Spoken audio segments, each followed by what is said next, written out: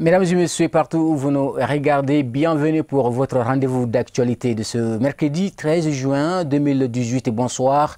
Bienvenue. L'association religieuse Kadiatul Kouboura, à travers sa promotrice Adjama Touré, a organisé une cérémonie tafsir du Saint-Coran lundi 11 juin 2018 à Sogoninko, en commune 6 du district de Bamako. Cette cérémonie de bénédiction initiée par les femmes musulmanes de la dite association rentre dans le cadre de la célébration du 27e jour du mois béni de Ramadan. L'événement a enregistré la participation de plusieurs autres associations de femmes religieuses venues de toutes les 6 communes du district de Bamako. Reportage Hamadoun Diallo, Draman Mali. L'association religieuse Kadiatul Kouboura œuvre dans les actes de bienfaisance dans le but de contribuer à l'épanouissement de la religion musulmane. À travers cette cérémonie de lecture du Saint-Coran, l'association fait preuve de foi et de dévouement pour Allah le Tout-Puissant et le prophète Mohammed, paix et salut sur lui. À l'endroit de tous les musulmans du Mali, nous souhaitons que tout le monde rejoigne le groupe Kadiatul Kouboura. Kadiatul Kouboura, c'est un groupe international. Nous sommes, certes, nous sommes fondés de Sogoninko, mais aujourd'hui, Kadiatul Kouboura tend vers le monde entier. Car aujourd'hui, à la date d'aujourd'hui, nous sommes représentés jusqu'en Asie. Alhamdulillah Rabbil Alamina, nous remercions Allah subhanahu wa ta'ala. Et chaque année, nous souhaitons que les gens vraiment fassent la même chose pour les lectures du Coran, surtout les femmes. Moi, mon cri de cœur, c'est de lancer à toutes les femmes du Mali et du monde entier que seul l'islam peut nous sauver et que seul Allah subhanahu wa ta'ala, les droits chemins de notre prophète salatu alayhi salam, peut nous aider à mieux gérer nos maris, à mieux gérer nos enfants et à mieux gérer notre pays. L'objectif recherché par la présente cérémonie est non seulement d'enseigner les vertus de l'islam aux fidèles musulmans, mais aussi promouvoir les valeurs de notre religion. C'est essayer de rehausser l'islam. Ce que Mohamed a fait, nous on continue sur ce chemin. Vraiment, on veut rehausser l'islam, mettre le drapeau de l'islam en haut. Essayer de réunir les femmes pour que chacune d'elles chasse ce que c'est que l'islam. C'est le but recherché de Kadiatul Kouboura. J'appelle toutes les femmes de venir apprendre l'islam. On veut que tout le monde connaisse l'islam, qu'on le pratique comme le temps de Mohamed sallallahu alayhi wa. Comme Mohamed n'est pas parmi nous, donc on fait cette cérémonie pour que tout le monde participe et qu'on puisse connaître la religion. La religion, quand on connaît la religion, tu connais tes faïdas, tu connais tes sunnas, tu connais comment te laver le djanaba, il y a tout ça. Donc c'est pour cela que cette cérémonie est organisée. Et puis on veut voir les Doukaou et Baradji là pour que la famille aussi. Donc il faut que tout le monde cherche à connaître le Coran, l'islam. Rappelons que cela fait 20 ans que l'association Kadiatul Kouboura, à travers sa promotrice Adjama Touré, organise le tafsir du Coran jusqu'au 27e jour du mois béni de Ramadan. La cérémonie a pris fin par des bénédictions faites à l'endroit de tous les fidèles musulmans du Mali et du monde entier. Que Dieu exauce nos vœux. Et puis, autre actualité du jour, la haute autorité de la communication avait lancé un appel à candidature portant sur l'établissement et l'exploitation de télévisions privées, commerciales et non commerciales dans les zones géographiques des 10 régions du Mali et du district de Bamako. La cérémonie portant proclamation des résultats définitifs de l'appel à candidature a été publiée ce mercredi 13 juin 2018 au siège de l'autorité de régulation sise à l'ACI 2000. À présent, écoutons le président de la haute autorité de la communication, M. Fodje Touré, lors de la proclamation des résultats définitifs au micro de nos reporters Amadou Kamara, Ibrahim Koulibaly. Considérant sur la base des notes obtenues et après s'être assuré des capacités de diffusion, de la disponibilité des fréquences pour l'exploitation de plus de 8 chaînes de télévision dans la zone de service du district de Bamako et de leur prise en charge dans le dispositif du centre de monitoring et de contrôle, le collège des membres a procédé à la sélection définitive des soumissionnaires à l'appel à candidature objet de la présente décision et a retenu pour les télévisions commerciales 9 soumissionnaires, pour les télévisions non commerciales 2 soumissionnaires. Prenant en compte ce qui précède, la Haute Autorité de la Communication décide, article 1er, les soumissionnaires dont les noms figurent au tableau annexé à la présente décision sont définitivement retenus à l'appel à candidature pour l'établissement et l'exploitation des services privés de radiodiffusion télévisuelle dans la zone de service du district de Bamako, ouvert le 5 avril 2018. Il s'agit de télévision commerciale. 1. Mousso TV. 2. TM1 TV. 3. Énergie TV. 4. ETV Afrique. 5. Diafounou TV. 6. Dambé TV. 7. Anouar TV. 8. 9 TV. 9. Zahara TV. Télévision non commerciale. 1. FNT TV. 2. Horonia TV. La présente décision qui prend effet à compter de sa date de signature sera enregistrée et publiée partout où besoin sera. Considérant qu'aucun promoteur n'a soumissionné dans les régions de Mopti, Tombouctou, Kidal, Tessalit et Menaka, le collège des membres a procédé à la sélection définitive des candidats retenus pour la région de Caille au titre de télévision commerciale, 2 soumissionnaires, pour la région de Koulikoro au titre de télévision commerciale, 2 soumissionnaires, et au titre de télévision non commerciale, 1 soumissionnaire.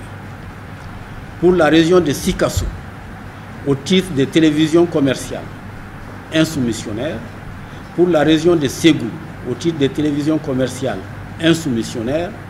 Pour la région de Gao, au titre de télévision non commerciale, 1 soumissionnaire. Prenant en compte ce qui précède, la Haute Autorité de la Communication décide, article 1er, les soumissionnaires dont les noms suivent, dont les noms figurent au tableau annexé à la présente décision sont définitivement retenus à l'appel à candidature pour l'établissement et l'exploitation des services privés de radiodiffusion télévisuelle dans les zones géographiques des 10 régions du Mali, ouvert le 5 avril 2018. Il s'agit de région de Caille, télévision commerciale, 1. Diafounou TV, 2. Tropique TV. Région de Koulikoro, télévision commerciale, 1. Tafi TV, 2. MITV. Télévision non commerciale, 1. Beledougou TV. Région de Sikasso, télévision commerciale, 1. Kene TV. Région de Ségou, télévision commerciale, 1. Ségou TV. Région de Gao, télévision non commerciale, 1. Alafia TV. Article 2. La présente décision qui prend effet à compter de sa date de signature sera enregistrée et publiée partout où besoin sera. Et puis on passe à l'actualité politique. Le mouvement Sabati 2012 était face à la presse ce lundi 11 juin 2018. L'objectif était de faire la restitution des travaux de la conférence nationale du mouvement tenue le 11 juin dernier. C'était à l'ONG Al-Farouk Ossiz à l'ACI2000. Suivons ensemble.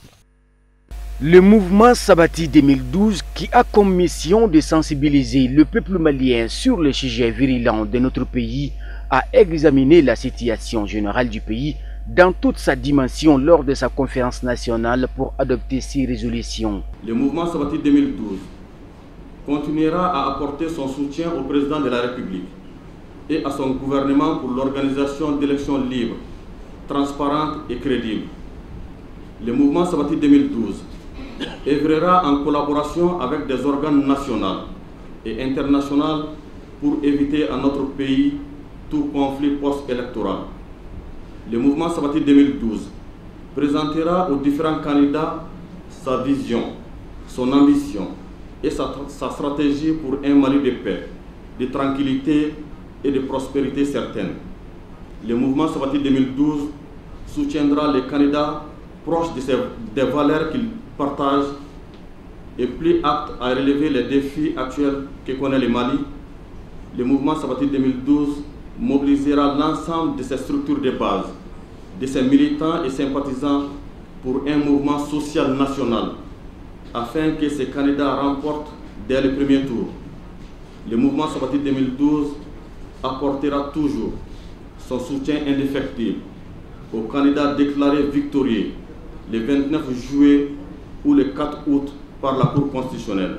Débarrassé de toute spéculation et de toute instrumentalisation, le mouvement Sabati 2012 a voulu créer un espace d'échange avec les différents organes de presse afin qu'ils s'approprient de la position réelle du mouvement, à savoir qu'il compte en tout cas mobiliser à lui seul au moins 15% de l'électorat pour une victoire écrasante et incontestable pour le candidat qu'il choisira. Et puis dans le cadre de la quinzaine de l'environnement, le ministère de l'Environnement à travers l'Agence nationale de gestion des stations d'épuration du Mali a initié une visite sur la station de traitement des eaux usées de l'hôpital du Mali. Objectif, informer les hommes de médias sur le processus de traitement et d'épuration des eaux usées de l'hôpital. Amadou Kamara, Abdoulaye Souboudego. Fruit de la coopération chino-malienne, l'hôpital du Mali, inauguré le 22 septembre 2010, est un espace de santé, mais il peut être aussi un gîte de maladie si les conditions d'hygiène et d'assainissement ne sont pas respectées. Bon, son fonctionnement, c'est dans le cadre de la sauvegarde de l'environnement, parce que les eaux biomédicaux ne doivent pas être évacuées directement dans la nature sans traitement. C'est la raison pour laquelle nous avons mis cette station de traitement à bout activé pour l'accumulation de toutes les eaux de l'hôpital du Mali après leur traitement pour être évacuées dans le milieu naturel pour éviter des problèmes de santé publique. Bon, ça fonctionne à partir de différents dispositifs. Il y a d'abord un premier regard pour l'accumulation de toutes les eaux venant de l'hôpital. Après, il y a un degruyère pour éliminer les éléments, les déchets solides, et ça arrive au niveau des pompes de relevage qui envoient l'eau au niveau du bassin biologique de traitement. Donc après le traitement, il y a des pompes de relevage pour évacuation dans le milieu naturel. Installée dans l'enceinte de l'hôpital, la station de traitement des eaux usées, avec une capacité de traitement de 350 m3 par jour, est une réponse aux risques infectieux liés aux effluents hospitaliers. Oui, absolument. J'étais là et l'ensemble du personnel de l'hôpital est au courant parce qu'on est là depuis l'installation. Et on a suivi les travaux jusqu'à ce stade-là. Son utilité elle est bien connue. Il s'agit d'une station d'épuration des eaux usées, comme on en avait déjà en miniature. On m'a dit qu'il y a un volume qui ne valait pas celui-là, qui est encore fonctionnel. Donc il s'agit d'une station qui va normalement recueillir toutes les eaux produites au niveau de l'hôpital et tous les déchets qui viennent de l'hôpital, et où ils seront traités avant d'être rejetés dans la nature. Donc il s'agit d'un ouvrage très utile pour l'hôpital et qui contribue fondamentalement à la protection de l'environnement. Parce que l'hôpital, on soigne, et parce qu'on soigne, on recueille également des matières qui peuvent être dangereuses pour l'environnement et pour l'homme. Donc cette station-là est vraiment d'une grande utilité pour nous. Oui, c'est ce que je disais, avant la réalisation de cette station-là, on a un dispositif qui est arrimé justement à celui-là, qui a fonctionné pendant les 7 ans et qui continue encore de fonctionner en ce moment-là. Et maintenant, il va nous servir effectivement de réseau de secours. Parce que si la station venait à connaître un problème quelconque, ça veut dire que l'ancien système reprend automatiquement son fonctionnement le temps de la faire refonctionner. Donc nous avons un réseau à l'hôpital. L'hôpital a été construit avec un réseau, mais qui ne vaut pas la même capacité que la station qui vient d'être réalisée. Rappelons que cette station de traitement des eaux usées de l'hôpital utilise le procédé de traitement dit réacteur bioséquentiel, suivant le principe de l'aération prolongée avec un même ouvrage, servant alternativement de bassin d'aération et de bassin de décantation. Et puis parlons santé, l'USAID à travers son projet Kenya Djemoukan Kazika en partenariat avec le ministère de la Santé et de l'Hygiène publique a procédé ce mardi 12 juin 2018 au lancement de la campagne Digi Sigi. Voilà, c'était à l'hôtel Sheraton sous l'égide du représentant du ministre de la Santé et de l'Hygiène publique. Objectif, promouvoir la santé maternelle, néonatale et infantile afin de sauver des vies. Et on fait le point avec Tata Touré Samba Traoré. Djigisigi est une campagne plateforme pour la promotion de la santé. Elle est organisée par le projet USAID Kenya Djemoukan. Elle se déroule sur plusieurs phases dont l'une est consacrée à la lutte contre la mortalité maternelle, néonatale et infantile, visant à contribuer de façon durable à la réduction de la mortalité maternelle. Pour nous, la santé maternelle est déterminante au bien-être à la fois des enfants, des familles et des nations. Une question en somme de survie collective. Nous affirmons avec force et conviction que la femme c'est la vie. Elle a cette mission à elle confiée par Allah subhanahu wa ta'ala de perpétuer la race humaine. Il est donc anormal et inacceptable qu'elle meure dans l'accomplissement de cet acte ô combien noble. Mesdames et messieurs, distingués invités, en effet, selon les données de la 5e enquête démographique et de santé, le taux de mortalité maternelle est de 368 décès pour 100 000 naissances vivantes et celui de la mortalité néonatale est de 34 pour 1000 naissances vivantes. L'indice synthétique de fécondité est de 6,1 enfants par femme. Seuls 10% des femmes utilisent une méthode contraceptive moderne et les besoins non satisfaits en planification familiale sont estimés à 26,5%. Le taux d'utilisation des services de santé pour la consultation prénatale est de 50%.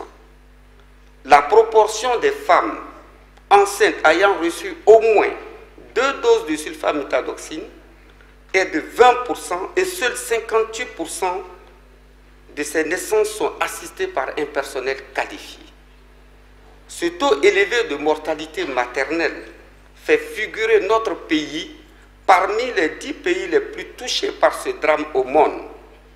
Il a pour cause certains facteurs que nous combattons tous les jours et qui ont pour nom l'inégalité entre les sexes et le déni des droits sexuels des femmes, la pauvreté et le faible accès des femmes aux services de santé, le taux de fécondité élevé, les violences sous toutes ses formes, faites aux femmes, les mariages précoces, les grossesses non désirées, pour ne citer que ceci. Des actions médiatiques, communautaires et sur les réseaux sociaux seront menées, notamment de diffusion des spots TV, de spots à radio, ainsi que des affiches sur les panneaux routiers. Mesdames et messieurs distingués invités, je souhaite que de cette campagne sorte une autre image que celle que je viens de vous décrire. En effet, ce drame est une préoccupation majeure pour le Mali et c'est pour cela, à juste titre, que le président de la République, son Excellence Ibrahim Boubacar Keïta, accorde une importance particulière à la santé de la mère, de l'enfant. Et cet engagement du chef de l'État s'est traduit par un certain nombre d'actes, à savoir la gratuité de la césarienne, la lutte contre les fistules, la construction, rénovation et équipement de certaines structures de santé, la formation, le recrutement d'agents de santé. Distingués invités, mesdames et messieurs, le but visé par cette campagne, vous avez pu le voir à travers les sketchs, à travers les représentations qui nous ont été faites, nous n'allons pas revenir là-dessus, illustre à bien des égards les objectifs nobles que cela s'est assigné. Et pour cela, nous disons qu'il est inadmissible qu'une femme encore puisse mourir en donnant la vie. Ceci doit être le combat de tous et de toutes. Au cours de la cérémonie, plusieurs spots ont été projetés parlant des avantages de la consultation prénatale et postnatale. Et une minute de silence a été observée en la mémoire du professeur Ogobara Jumbo pour le repos éternel de son âme. Et puis pour terminer, voyons ce qui fait à la une de l'actualité sur la scène internationale en bref et en images. C'est une présentation d'Ahmadou Diallo. Au Burkina Faso, le procès du coup d'État de septembre 2015, où comparaissait notamment le général Gilbert Diendéré, ex-chef d'état-major particulier de Blaise Compaoré, et Djibril Bassolé, ancien ministre des Affaires étrangères, a repris ce mardi 12 juin avant d'être suspendu jusqu'à jeudi pour permettre au tribunal de délibérer sur une requête de renvoi. Ce qui devait être le début de l'interrogatoire des accusés a tourné à un échange tendu autour de l'absence d'avocats de certains accusés. Le parquet et les parties civiles proposent la poursuite du procès le temps de lui commettre un conseil d'office. Refus catégorique des avocats de la défense. C'est ce mercredi que François Compaoré, le frère de l'ex-président burkinabé Blaise Compaoré, saura si oui ou non la France où il réside le renverra vers son pays d'origine. François Compaoré est mis en examen dans l'affaire de l'assassinat en 1998 du journaliste burkinabé d'investigation Norbert Zongo. Pierre-Olivier Sur, l'avocat de l'accusé, craignait de voir son client se faire exécuter dans son pays une fois extradé, jugé et condamné, et ce, malgré toute la pléiade d'assurance apportée par le Burkina Faso qui vient d'ailleurs d'abolir la peine capitale.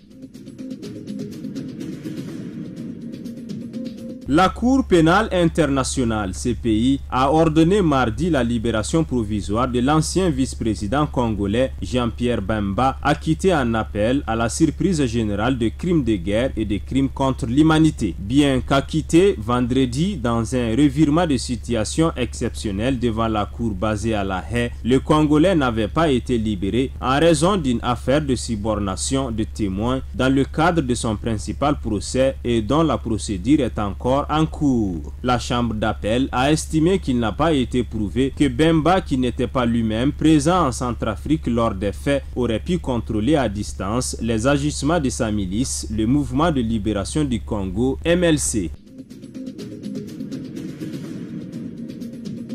Le nouveau gouvernement malgache de consensus, censé diriger le pays jusqu'aux prochaines élections générales, est sévèrement critiqué par les manifestants et l'opposition qui réclament le départ des ministres du parti présidentiel. Comme si les manifestants dirigeraient encore la nomination de la nouvelle équipe, le lundi 11 juin, le rassemblement quotidien a commencé plus tard qu'à l'accoutumée ce mardi. Quelques milliers de personnes ont finalement défilé, dépitées. La date des élections générales n'a pas encore été fixée, mais la HCC a exigé qu'elle se tienne avant la fin de la saison sèche, soit d'ici fin septembre et non plus à la fin 2018.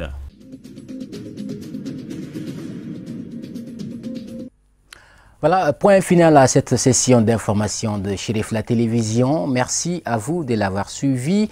Dans moins de 2 heures, votre journal en langue nationale Bamanankan vous sera présenté tout à l'heure par Ousmane Sogoré.